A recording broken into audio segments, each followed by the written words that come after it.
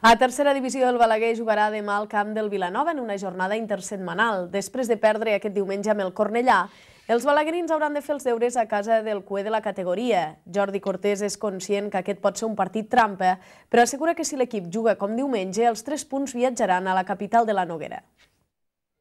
El Balaguer afronta el pròxim desplaçament al camp del Vilanova, confiat en sumar la segona victòria consecutiva a domicili. Tot i arribar al maig després d'una derrota, Jordi Cortés es mostra satisfet per la imatge dels seus davant el Cornellà.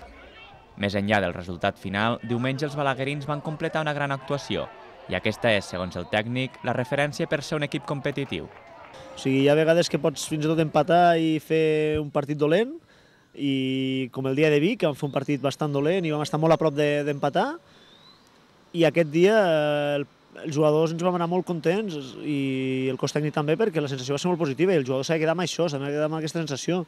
Jugant d'aquesta manera, el Balaguer perdrà pocs partits. El que hem de ser capaços és de mantenir aquest nivell durant tot l'any.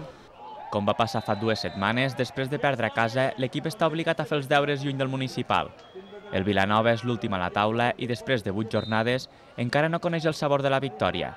A priori és el millor escenari per retrobar-se amb el triomf, però Cortés sap que el rival no els ho posarà gens fàcil. Parlar dels rivals mirant la classificació amb aquestes alçades és molt delicat, perquè és un equip que va tutejar l'Espanyol B perdent 3-4 a casa, és un equip que va empatar amb el Terrassa i que segur que té millor equip que el que reflecteix amb aquestes alçades la classificació.